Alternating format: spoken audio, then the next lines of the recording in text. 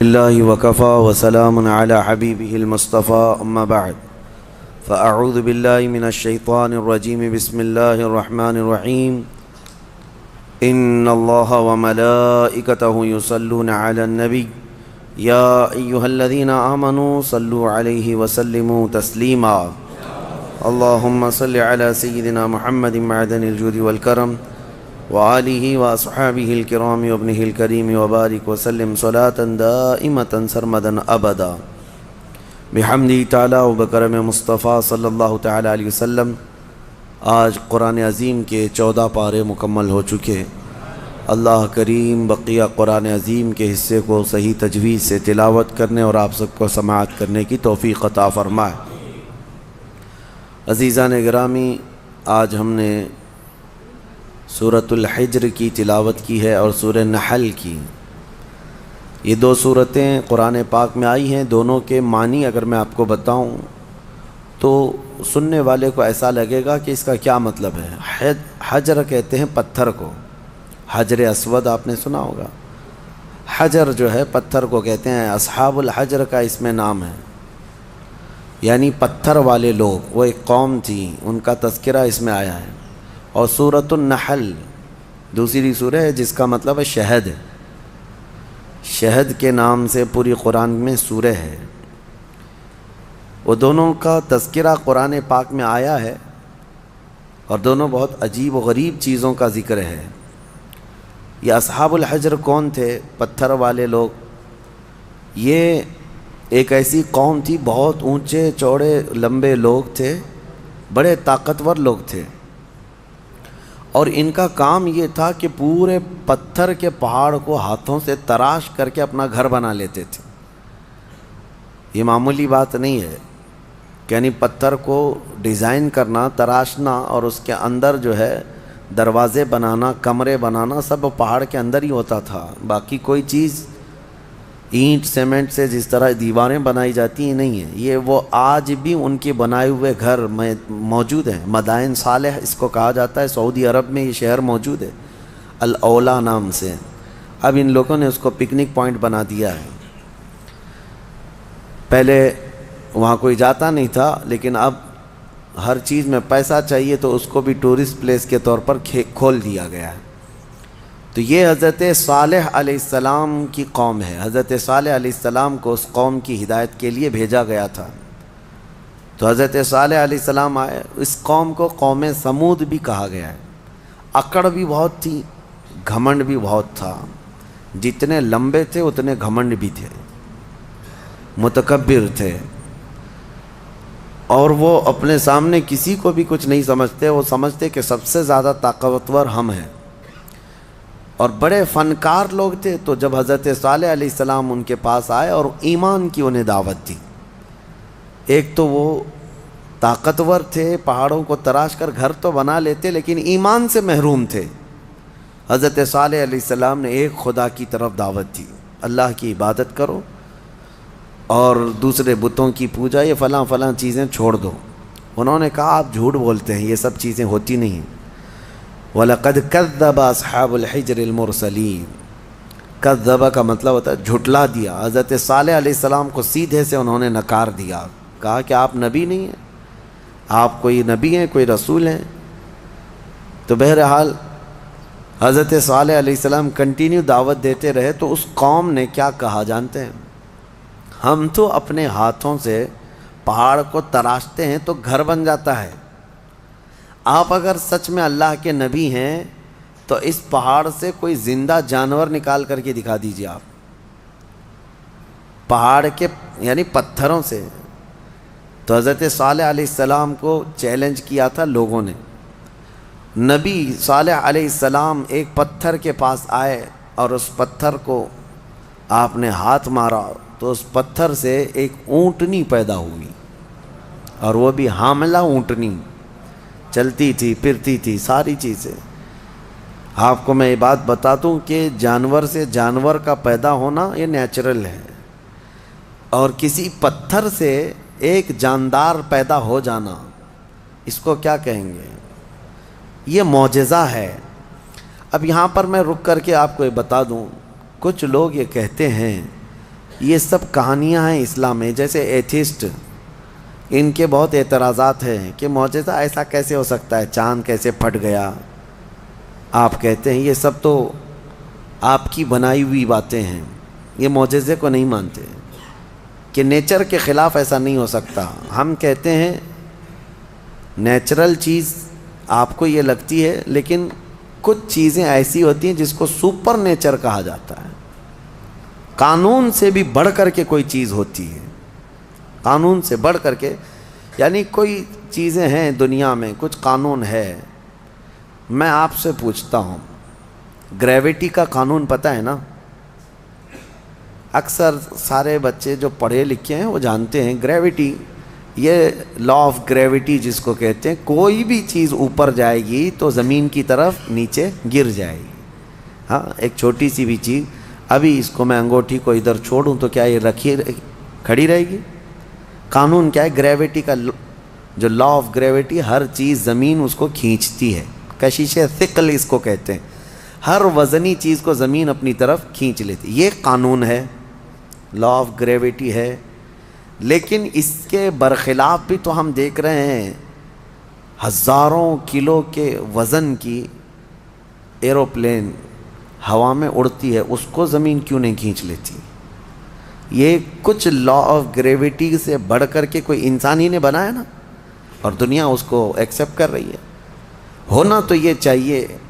پانی میں ایک چھوٹا سا تنکا بھی ڈال دو، کیا ہوگا؟ پانی میں اندر چلا جائے گا. لیکن ہزاروں ٹن وزن لے کر کے کچھ شپ، کچھ جہاز پانی پر ایسے ہی تیرتے ہوئے جاتے ہیں. انسانوں کو بھی لے کے چل رہے ہیں، سامان کو بھی لے کے چل رہے ہیں. تو قانون جو ہے اس سے ہٹ کر کے بھی تو کچھ چیزیں ہوئی ہیں نا، دنیا میں ہو بھی رہی ہیں. تو معجزہ جو ہوتا ہے وہ سپر نیچر ہے، اور یہ بھی اللہ کے نبیوں سے ہے. جب لوگ ان سے مطالبہ کرتے ہیں تب اللہ تعالیٰ اپنے نبی کو یہ اختیار دیتا ہے، اور وہ نبی اپنی طاقت سے ایسا معجزہ دکھاتے ہیں. اب پتھر سے اونٹنی کا پیدا ہونا یہ معجزہ ہے. ان کو، بعض لوگوں کو یہ ہضم نہیں ہوگی بات اور سمجھ میں نہیں آئے گی. ان سے کہو اگر سمجھ میں آ جائے تو معجزہ ہی نہیں ہے. اگر سمجھ میں آ جائے معجزہ وہ ہے جو عام انسان کی سمجھ میں نہ آئے. عام انسان کی سمجھ میں نہ آئے وہ کیا ہے؟ معجزہ. حضرت صالح علیہ السلام نے کر کے دکھایا. اب وہ اونٹنی چرتی بھی تھی، آتی بھی تھی. یہ صاف نشانی دیکھ رہے تھے وہ لوگ، کفار و مشرکین. لیکن ہوتا ہے نا کچھ لوگ جو انت بھکت ہوتے ہیں، گوبر بھکت ہوتے ہیں، ان کو ہزار صاف نشانیاں دکھیں، نہیں نہ ایمان لانا نہیں ہے. انکار کر دیا انہوں نے، کہا کہ یہ نہیں ہو سکتا. تو حضرت صالح علیہ السلام کی اونٹنی چرتی تو رہی، اور اس کے بعد ہوا یہ کہ وہ جو گاؤں کا تالاب تھا، جب وہ اونٹنی اس میں پانی پینے جاتی تو پورا پانی پی جاتی. تو اب ان کو ڈر لگنے لگا کہ ہمارے مویشی، ہمارے جانور کہاں پانی پئیں گے. تو وہ دشمنی کر بیٹھے اللہ کی اونٹنی سے. اس کو ناقۃ اللہ کہا ہے قرآن میں. ناقۃ اللہ، اللہ کی اونٹنی ہے. تو اب پھر اس کی دشمنی کرنے لگے. حضرت صالح علیہ السلام نے ڈرایا، یہ اللہ کی نشانی ہے، اس کے ساتھ چھیڑ چھاڑ کرو گے تو اللہ کا عذاب آئے گا. اس اونٹنی کو کچھ نہ کرنا. ہاں پانی کی ضرورت ہے، میں باری لگا دیتا ہوں، ایک دن یہ اونٹنی پانی پیے گی، ایک دن تمہارے جانور پانی پئیں گے. اس طرح باری لگی، سب کو پانی ملتا تھا. لیکن اس کے باوجود یہ قوم سمود جو غرور اور گھمنڈ میں مبتلا تھے، انہوں نے ایک دن حضرت صالح علیہ السلام کی اس اونٹنی کو پکڑا اور تیر مار کر کے اس کو قتل کر دیا، اس کو مار دیا. جب اونٹنی جیسی ہی ختم ہو گئی، اللہ کا عذاب آنا تھا. وہ کیا کہتے تھے پتہ ہے؟ ہمیں پتہ ہے عذابات کا آپ جو ڈر سناتے ہیں، اگر نوح علیہ السلام کی قوم پر جیسے عذاب آیا تھا، کیا آیا تھا؟ طوفان، پانی بھر گیا تھا. اگر آسمان سے بارش بھی نازل ہو، طوفان بھی آئے تو ہمیں کچھ فرق نہیں پڑے گا، کیونکہ ہم بہت اونچے پہاڑوں پہ رہتے ہیں. پتھر کے پہاڑ اس کے اندر رہتے تھے، پہاڑ تو نہیں بہیں گے. دوسری چیز، اگر لوط علیہ السلام کی قوم پر جیسے عذاب آیا پتھر برسنے کا، اگر وہ بھی آ جائے تب بھی ہمارے پہاڑوں جیسے گھروں پر کچھ بھی اثر نہیں ہوگا. کون سا عذاب؟ اگر بہت تیز ہوائیں بھی آئیں تو پہاڑوں کو اٹھا کے تو نہیں لے جا سکتی. یہ پورا ایک ایک پہاڑ 2000 3000 فٹ اونچے پہاڑ ہیں. آج بھی جا کے دیکھ سکتے ہیں آپ. اتنے اونچے اونچے پہاڑوں کو تراش دیتے تھے اور گھر بنا کر اس میں رہتے. کہ ہوائیں بھی اس کو نہیں اڑا سکتی. تو طوفان کا عذاب، پتھر کی بارش کا عذاب، یا پھر ہواؤں کا عذاب کیا آئے گا؟ وہ چیلنج کرتے تھے حضرت صالح علیہ السلام کو. حضرت صالح علیہ السلام نے اللہ کی بارگاہ میں عرض کی کہ مولا، میں نے جو دعوت دینی تھی ان کو دے دی اور یہ سرکشی پر اتر آئے ہیں.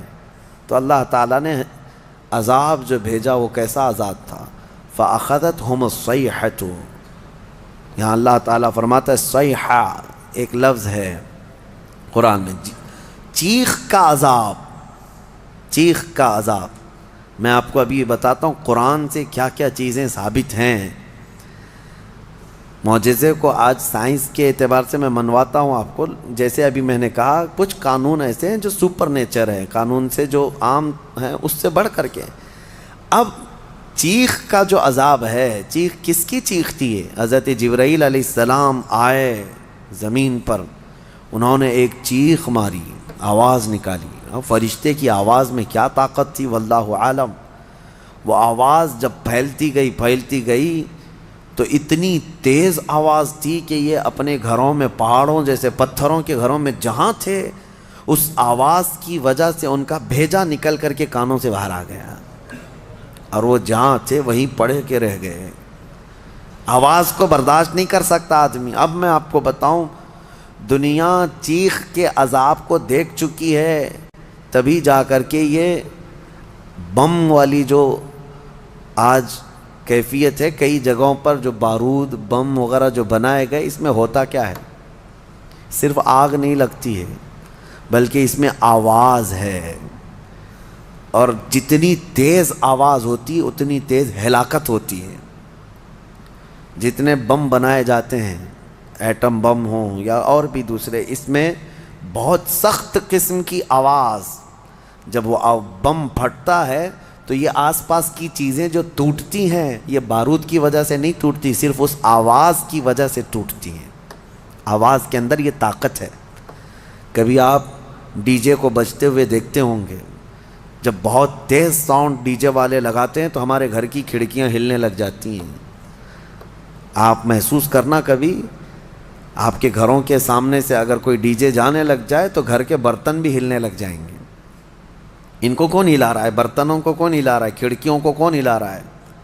آواز میں اتنی طاقت ہے. یہ تو ڈی جے بہت شارٹ قسم کی آواز ہے جس کو آج آپ سن سکتے ہیں، لیکن جو بم کی آواز ہے اس کو آپ کے کان نہیں سن سکتے. اور یہ دنیا کی بنائی ہوئی آوازیں ہیں. اس سے کئی ہزار گنا زیادہ ایک فرشتے کی آواز میں طاقت ہے. جب وہ آواز آئی ہوگی تو پھر انسانوں کا کیا حشر ہوا ہوگا. تو صرف چیخ کی وجہ سے وہ پوری قوم ہلاک ہو گئی، سب اپنے گھروں میں پڑے رہ گئے، وہ عذاب الہی کے شکار ہو گئے. یہ ان کا ذکر اس سورے میں آیا ہے. ان کو اصحاب الحجر کہا گیا ہے. یہ پتھر والی قوم ہے. اے گھمنڈ میں مبتلا لوگو، آج تمہیں اگر ایسا لگتا ہو کہ میرے پاس بہت کچھ ہے اور میں بچ جاؤں گا، تو اصحاب الحجر نہیں بچ سکے. وہ اپنے پہاڑ جیسے گھروں کے اندر مردہ پڑے رہ گئے. صبح جا کر کے دیکھا گیا تو سب کی لاشیں بدبو میں سڑ رہی تھیں. صرف اس چیخ کے عذاب میں سب مبتلا ہو گئے، پوری قوم ہلاک ہوئی. اب آپ اندازہ کریں، قیامت بھی جو قائم ہونی ہے نا، وہ بھی آواز پہ ہی قائم ہونی ہے. آواز، یہ آج دنیا کو اچھی طرح سے پتہ ہے کہ ساؤنڈ کے اندر کتنا پاور ہے، اور آواز کے ذریعے سے ہی پوری دنیا کو ختم کیا جائے گا. کیسے؟ حضرت اسرافیل علیہ السلام سور پھونکیں گے. سور ایک باجے جیسی شکل کی ایک چیز ہے. یہ اسرافیل علیہ السلام ایک فرشتے ہیں اللہ کے، وہ ہاتھ میں لے کر کھڑے ہیں انتظار میں کہ جب مولا کا حکم ہوگا اس کو بجائیں گے. جیسے ہی اس کو پھونکنے لگیں گے دنیا میں آواز پھیلے گی. پہلے ہلکی ہلکی ہلکی ہوتے ہوئے وہ آواز اتنی بڑھ جائے گی کہ لوگ پہلے اس آواز کو سنتے ہوئے بے ہوش ہو جائیں گے. پھر اسی آواز پر پوری دنیا کی موت ہو جائے گی، ایک بھی باقی نہیں رہے گا، ایک بھی باقی نہیں رہے گا۔ اس سور کی آواز پر سارے کے سارے پورے روئے زمین پر جتنے انسان ہیں وہ سب کے سب مر جائیں گے۔ یہ قیامت قائم ہونے کا منظر ہے۔ پھر اللہ تبارک و تعالیٰ زمین میں زلزلے پیدا فرمائے گا، اور پھر یہ پہاڑ سب پورے اڑنے لگ جائیں گے، زمین ختم کر دی جائے گی، ساری چیزیں ختم کر دی جائیں گی۔ پھر اللہ تبارک و تعالیٰ جو میدان قیامت قائم فرمائے گا، پھر اس میں سارے انسانوں کو جمع کرے گا۔ تو سور پھونکا جائے گا، اور سور کی آواز بہت تیز ہوگی، لیکن الحمدللہ آپ نہ گھبرائیں، ہمارے اوپر نہیں آنی ہے قیامت، کیونکہ فرمایا گیا قیامت جو ہے کسی بھی مومن پر نہیں آئے گی۔ اس وقت کوئی مومن باقی نہیں رہے گا، مسلمان نہیں رہے گا۔ قیامت جو سور پھونکی جائے گی، اور اس وقت جو سارے لوگ ہلاک ہوں گے، اس میں ایمان والے لوگ نہیں رہیں گے۔ ایمان والے بہت پہلے ہی دنیا سے جا چکے ہوں گے۔ اب آپ اندازہ کرو، جب سارے ایمان والے ختم ہو جائیں تبھی قیامت کو آنا ہے، اور جب تک مومنین زندہ ہیں قیامت نہیں آئے گی۔ یہ روایات سے ثابت ہے۔ تو بہرحال سور کی بھی آواز ہی ہے، آواز کا پاور ہے، اور قیامت بھی اسی میں قائم ہونی ہے۔ اب اس کے بعد دوسری سورہ ہم نے تلاوت کی ہے، سورہ نحل۔ سورہ نحل شہد کا ذکر آیا ہے۔ اللہ تعالیٰ فرماتا ہے، اللہ کی نشانیوں میں سے ہے یہ بھی، یخرج من بطونہا شراب مختلف الوانہ فیہ شفاء للناس۔ شہد کی مکھی کا ذکر ہے کہ اللہ تبارک و تعالیٰ اس کے منہ سے ایک ایسے رس کو نکالتا ہے جو دنیا کی سب سے میٹھی چیز ہے، اور اللہ فرماتا اس میں لوگوں کے لیے شفا ہے۔ کس میں؟ شہد میں۔ شہد میں شفا ہے، اس کی گارنٹی قرآن سے ہے۔ اللہ نے فرمایا الگ الگ رنگ کے پھولوں سے یہ مکھی چوس کر کے آتی ہے رس، اور اپنے چھتے میں لا کر چھوڑ دیتی ہے، اور اس کے بعد اس میں مٹھاس آتی ہے، اور غضب کی مٹھاس، اس کی مٹھاس کا مقابلہ کوئی نہیں کر سکتا۔ جو اوریجنل مٹھائی ہے وہ شہد ہے دنیا میں، باقی سب چیزوں کو چھوڑ دیں، سب بنی ہوئی ہیں، لیکن اوریجنل جو مٹھاس ہے وہ صرف شہد کی ہے۔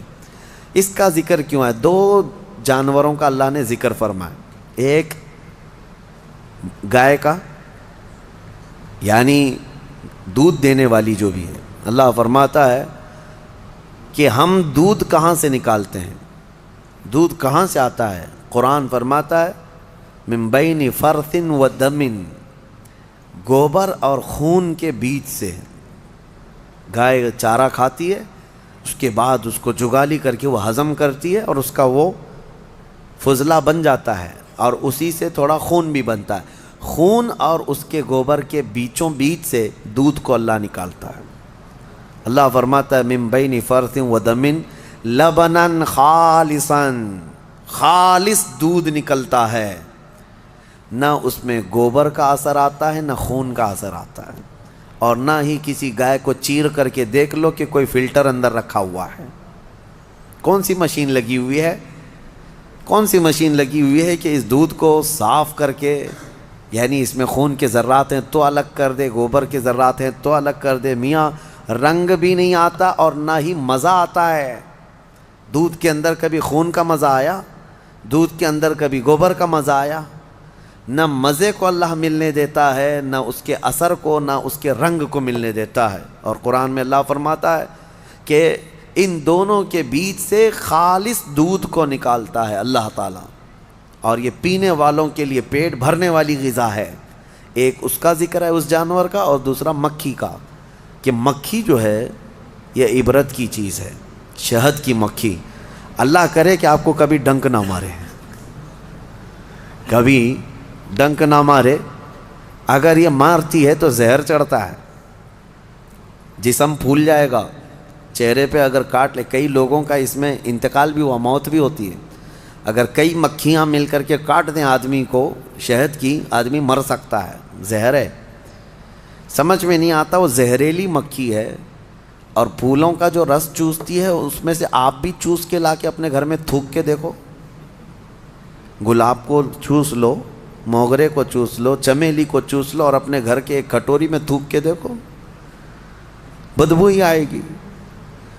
और फूलों का रस तो कड़वा ही होता है, लेकिन वो मक्खी जहरीली खुद भी है और चूसती कड़वे फूलों का रस है, और ला करके छत्ते में जब डालती है तो निहायत ही शीरीन, निहायत ही मीठी चीज़। अब अल्लाह तबारक व तआला फरमाता है, कौन है जो इसमें मिठास पैदा करता है? कौन है? उसको मिठास पैदा करने वाला कौन है? वो खालिक़े कायनात है, जो फूलों को रंग देता है और शहद के मक्खी के मुंह में मिठास देता है। अब इसी को कहा गया है, ये इबरत की चीज़ है। वैसे आपको मैं ये बात भी बता दूं, वो डंक मारे तो जहरीली, लेकिन थूक दे अपने छत्ते में तो वो शिफा वाली ग़िज़ा है। एक ही मुंह से दो चीज़ें कैसे? इतना जहर भी है कि काटे तो मर जाए, और इतना है कि अपने घर में छोड़े तो बीमारों को शिफा भी हो जाए। एक ही मक्खी के अंदर ये दो चीज़ें। आला हज़रत फ़ाज़िल बरेलवी रज़ी अल्लाह तआला अन्हु की याद आती है। आपने फरमाया गुस्ताखान रसूल को, वो फरमाते हैं, आला हज़रत ज़ालिमों, मैं शहद की मक्खी की तरह हूँ। आला हज़रत अपने आप को कहते हैं, मैं शहद की मक्खी की तरह हूँ, जिसकी मिठास का भी जवाब नहीं, जिसके डंक का भी जवाब नहीं। वो अपनों के लिए मीठा रस देता है और जालिमों के लिए वो डंक भी मारता है। आला हज़रत ने अपने लिए मिसाल में फरमाया शहद की मक्खी की तरह। लेकिन मैं आपको एक रिवायत ये भी बताऊं, इस शहद की मक्खी के अंदर जो मिठास आती है, इतनी मिठास कैसे? फरमाया कि ये जब फूलों का रस चूसती है तो फूलों का रस चूस कर अपने घर जाने तक ये हुजूर पाक पर दुरूद पढ़ती है, और उस दुरूद की बरकत है हुजूर पाक सल्लल्लाहु ताला अलैहि वसल्लम के, कि उसके मुंह में मिठास पैदा होती है। अल्लाह ताला हमारे मुंह में मिठास पैदा फरमाए, ज़ुबान में आपके असर पैदा फरमाए। ये दोनों चीज़ें अल्लाह ताला ने इबरत के तौर पर फरमाया है। दो जानवरों का ज़िक्र है और दोनों इबरत के लिए है। अब इन लोगों को आज के ज़माने में पता चल रहा होगा ना कि दूध कहाँ से निकलता है। आज सर्च करके बता रहे होंगे ना कि दूध कहाँ से निकलता है। डायरी वालों को पूछो या इसके जो रिसर्च स्कॉलर्स हैं उनसे पूछें। लेकिन कुरान 1400 साल पहले बग़ैर किसी सोनोग्राफी के, बग़ैर किसी चीर फाड़ के जब बता रहा है, तो आज भी इन लोगों को अक़ल में नहीं आती बात कि आखिर ये बातें कुरान में आई कैसे। उस वक्त ना साइंस का वजूद, ना किसी मशीन का वजूद। तो मोहम्मद अरबी सल्लल्लाहु ताला अलैहि वसल्लम की ज़ुबान से जो कलमात निकले वो उनके अपने नहीं हैं, ये खल्लाक़े कायनात के कलमात हैं। जिसने पूरी कायनात को पैदा किया उसी ने ये तमाम चीज़ें बयान किया। आज ही के पारे में हमने दो बहुत अहम आयतें तिलावत की हैं, वो हमारे लिए बहुत ही हिम्मत वाली आयतें हैं। अल्लाह फरमाता, इन्ना नहनु नज़्ज़लना ज़िक्रा व इन्ना लहू लहाफ़िज़ून, बेशक हमने ही कुरान को उतारा है और हम ही इसकी हिफाजत करने वाले हैं। अल्लाह का वादा है। ये 26 लेकर के जो बैठे हुए हैं ये पाखंडी मर जाएंगे, कुरान का कुछ नहीं कर सकेंगे, कुछ नहीं कर सकेंगे। कुरान बरसों से उसी तरह महफूज है। अच्छा, एक बात मैं आपको बता दूं, एक जाहिल बदतमीज़ किस्म का एथिस्ट उठा, सवाल करता है, काफ़ी पहले की बात है, कहा कि कहते कुरान को अल्लाह ही हिफाजत करता है, अल्लाह ही हिफाजत करता है। ले जा कर के उसने हाथ से जला दिया। कहा मैं जलाया, कुरान तो बचा नहीं। ये ऐसे ही पागल है जैसे नमरूद ने कहा किया था। हज़रत इब्राहीम अलैहिस्सलाम ने क्या कहा था नमरूद से, मैं उस खुदा की इबादत करता हूँ जो मौत भी देता है, हयात भी देता है। तो उसने क्या किया, जेल से 2 कैदियों को निकाला और एक को मार डाला और एक को आज़ाद किया। कहा मैं भी ज़िंदगी और मौत देता हूँ। ये ऐसी ही पागल एथिस्ट है। उसने कुरान को जला करके या ख़त्म करके कहा कि कहाँ बच सका।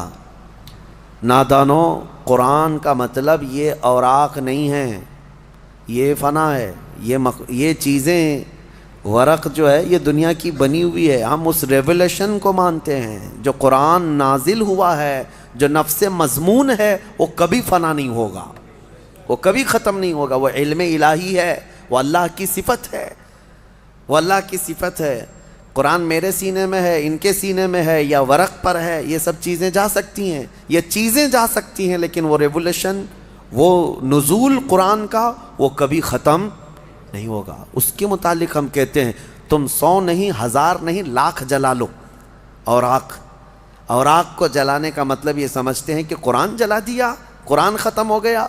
نہیں، قرآن کی حفاظت اللہ خود فرما رہا ہے. اللہ فرما رہا ہے یہ اپنے گھر دیکھ لیں، گھر نہیں بچا پا رہے ہیں، ان کا اپنا کوئی محفوظ نہیں رہ گیا ہے.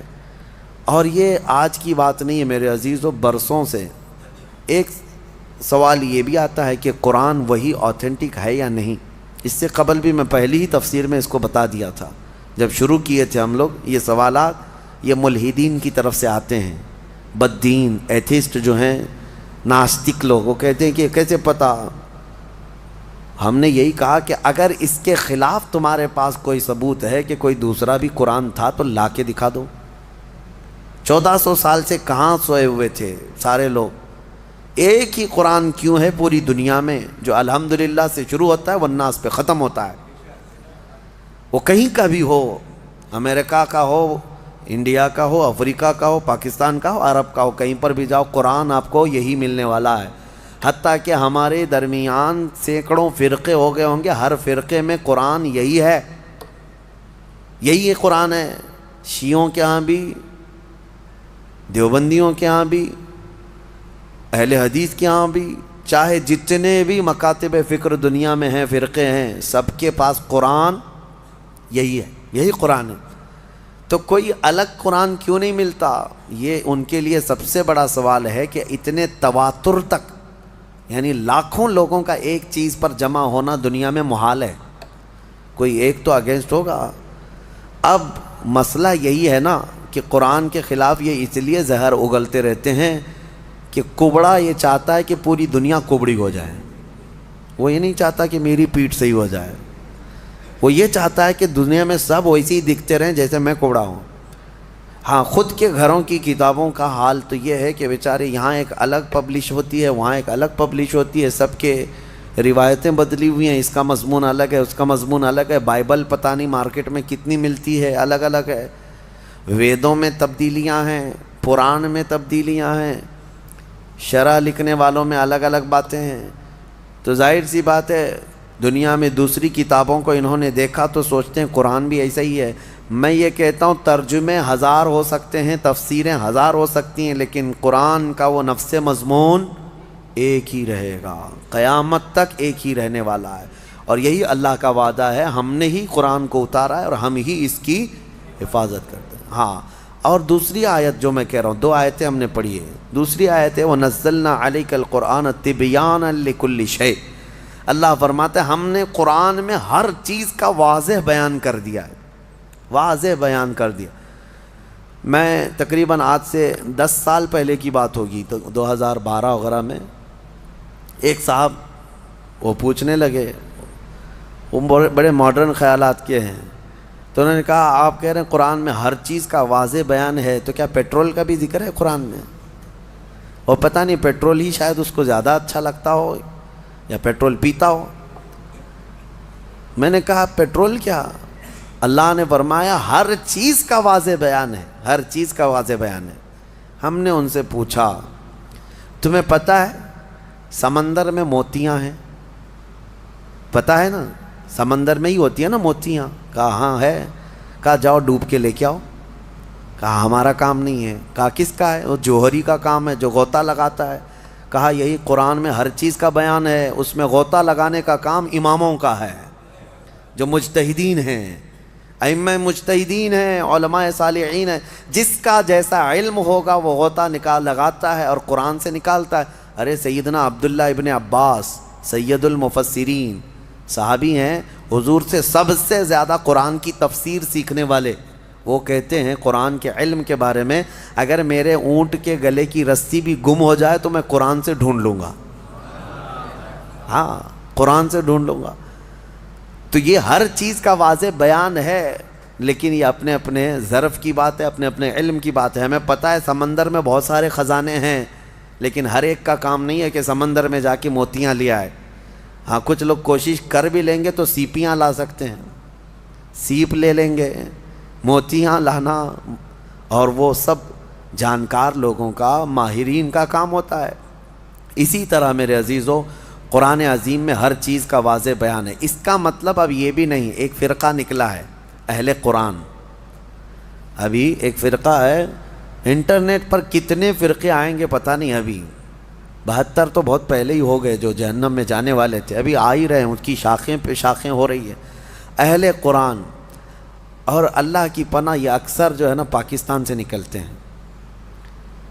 ایک اسی طرح کا فرقہ جس میں وہ یہ کہتے ہیں کسی بھی حدیث کی ضرورت نہیں، کسی بھی چیز کی ضرورت نہیں، ہمارے لیے قرآن کافی ہے۔ قرآن میں اللہ نے فرمایا نا ہر چیز کا واضح بیان کیا، تو اس آیت کی وجہ سے اب کسی دوسری چیز کی ضرورت نہیں، بس قرآن ہی کافی ہے، قرآن ہی کافی۔ وہ دنیا کو ایسا گمراہ کرتا ہے آدمی، ہاں بات کرنے نہیں دیتا علماء کو، لیکن وہ لوگوں پر اپنے لچھے دار باتوں سے حاوی ہونے کی کوشش کرتا ہے۔ ہر چیز کا بیان قرآن میں، ہر چیز کا بیان قرآن میں۔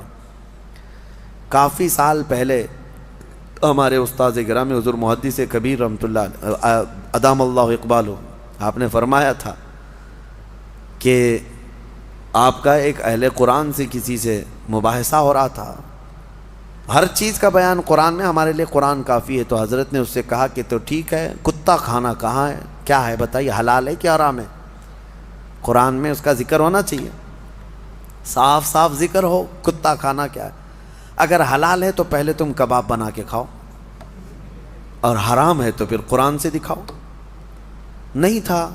کیا قرآن میں ہر جانور کا پرٹیکولر نام ہے؟ نہیں ہے، فارمولے بتائے گئے ہیں، اور قرآن کو سمجھنے کے لیے رسول پاک کی حدیث ضروری ہے، کیونکہ وہی نور ہے جو اس پر روشنی ڈالتا ہے۔ نبی پاک صلی اللہ علیہ وسلم کی حدیثوں کے بغیر قرآن کو سمجھنے کی کوشش کرو گے پھر اٹکل پچھو مارتے رہ جاؤ گے، اس کا مطلب یہ ہو سکتا ہے، اس کا مطلب یہ ہو سکتا ہے۔ نبی پاک صلی اللہ تعالیٰ علیہ وسلم کی احادیث سے جس نے قرآن کو سمجھا وہ ہدایت پر ہے، وہ ہدایت پر ہے۔ ورنہ یہی انٹرنیٹ کے کیڑے جو ابھی نکلے ہوئے ہیں اپنا فرقہ بنائے، اور انہوں نے کیا کیا انکار کر دیا، معجزہ نہیں ہوتا، یہ تورات زبور انجیل کوئی کتاب ہی نہیں تھی، ہاں، اور سب سے افضل قوم جو تھی وہ بنی اسرائیل تھی، امت محمدیہ نہیں ہے۔ آیتوں کے ذریعے سے بہت کچھ توڑ مروڑ کر کے مانے۔ کہاں سے سمجھ رہا ہے؟ اس سے سوال کرو تو کہا ہم اپنی عقل سے سمجھتے ہیں، عقل سے سمجھتے ہیں، ان کو حدیث کی ضرورت نہیں، حدیث کا لفظ تک نہیں لیتے، وہ کہتے ہیں عقل سے، ہم اپنی عقل سے سمجھتے ہیں، اللہ نے ہم کو اتنی ہدایت دی۔ اگر ان سے صرف ایک سوال کر لیں، ایک سوال کر لیں، سب چیزیں تمہارے لیے قرآن ہی کافی ہے نا۔ پہلی بات تو یہ بتاؤ کہ یہ قرآن تم تک آیا کیسے؟ کیا تمہاری عقل پہ ڈائریکٹ نازل ہو گیا، جبرائیل امین لا کر کے دے دیے؟ کہاں سے آیا قرآن؟ اس کی آتھینٹیسٹی چاہیے، تو ان کو بولنا پڑے گا، ان کو بولنا پڑے گا کہ رسول اللہ پر نازل ہوا، اور اس کو جمع کس نے کیا؟ کس نے کیا؟ عام لوگ جانتے ہیں، صحابہ اکرام نے جمع کیا۔ اب صحابہ اکرام سے تابعین میں آیا، تابعین سے پھر اولیاء امت میں آیا، یہ ایسے ہی چلتا چلتا قرآن ہمارے تک آیا نا۔ اب یہ صاحب یہ بیچ کے سارے سند ہٹانا چاہتے ہیں، نہیں، ہم کو ڈائریکٹ چاہیے۔ اگر تم یہ صحابہ کرام اور یہ تابعین کے سلسلے کو ختم کرو گے تو قرآن کی سند بھی نہیں رہ جائے گی، قرآن کی سند بھی نہیں رہ جائے گی۔ قرآن کو اگر تم حقانیت والا یہ کتاب مانتے ہو تو یہ ماننا پڑے گا اس کو ہم تک پہنچانے والی جو ذاتیں ہیں وہ نبی پاک صلی اللہ علیہ وسلم کے سچے غلام ہیں، اور انہوں نے ہی حضور کی حدیثیں بھی بیان کی، اور قرآن کی تشریح بھی انہوں نے ہی ہمیں سمجھایا۔ اسی لیے قرآن کو اپنی عقل سے نہیں بلکہ صحابہ اور تابعین کی سمجھ سے ہمیں سمجھنا ہے۔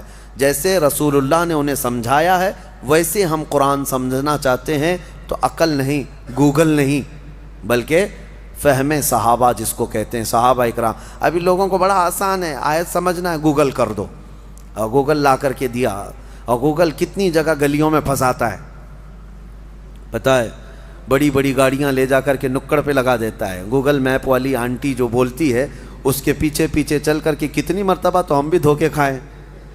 ہاں، ہم کو جو ہے دلی سے نکل کر کے گاڑی میں 6 لوگ تھے، میپ لگا کر کے چل رہے ہیں، میں کہا کہ مجھے پتہ ہے راستہ، ڈرائیور صاحب رامپور کے تھے، کہے کہ نہیں میپ سے چلیں گے، رات کے 2 بج چکے ہیں، میپ سے چلتے چلتے کچے راستے پر لے کے گئے. میں کہا بریلی کا راستہ اتنا کچا تو نہیں ہے, دلی ایئرپورٹ سے بریلی جانا ہے, کچے راستے پر لے جا کر ایک جگہ ڈیڈ اینڈ آ گیا, کچھ بھی نہیں, اور بیریکیٹنگ ڈال کر کے پولیس لوگ کھڑے ہیں, ٹارچ ہمارے اوپر مارنے لگے.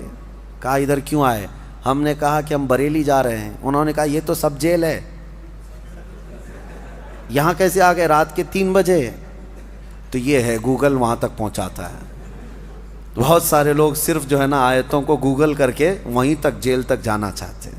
صرف اس پر ڈیپینڈ مت رہو. ہاں میں یہ نہیں اس کا انکار نہیں کرتا کہ اس میں کچھ نہیں ہے, لیکن یہ آتھینٹک ہے یا نہیں اس کو سمجھنے کے لیے پھر تمہیں علماء حق کی ضرورت ہوگی. آج جو فارورڈ ہو رہے ہیں نا سارے میسیجز, حدیث حدیث حدیث کہہ کر وظیفے وظیفے وظیفے, اس کے لیے بھی کیا تمہارے پاس اتنی عقل ہے کہ حقیقت میں یہ بخاری کی حدیث ہے یا نہیں؟ کیسے پتا تمہیں؟ یہ مسلم شریف کا اس میں ریفرنس دے دیا, کیسے پتا تمہیں؟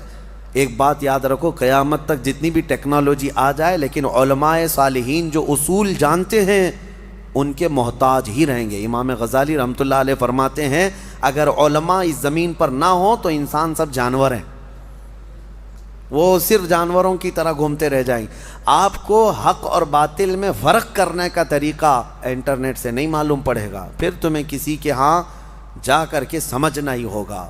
بہرحال اللہ تبارک و تعالی ہمیں قرآن سے ہدایت عطا فرمائے اور بد دین اور گمراہوں کی صحبت سے اللہ ہماری حفاظت فرمائے. جو اہل قرآن جو نیچری فرقہ ہے اللہ تعالیٰ اس سے آپ کی حفاظت فرمائے. جنہوں نے فرشتوں کا انکار کر دیا, شیطان کا انکار کر دیا, اور جنت کا, دوزخ کا, حساب کا, کتاب کا, سب چیزوں کا انکار کر دیا. وہ کہتے ہیں جو چیز نہیں دکھتی وہ ہوتی نہیں ہے, جو چیز دکھتی نہیں ہے وہ ہوتی نہیں. وہ جتنی دکھتی ہے اتنی ہی وہ مانتے ہیں, جتنی وہ دکھتی ہے ان کو اتنی مانتے ہیں. 9 مہینے تک اپنی بیوی کے پیٹ میں بچہ بھی نہیں مانتے, جب تک آیا نہیں دنیا میں تب تک بچہ ہے نہیں. ہاں دکھنے والی چیز ہی ان کو یقین کرنا.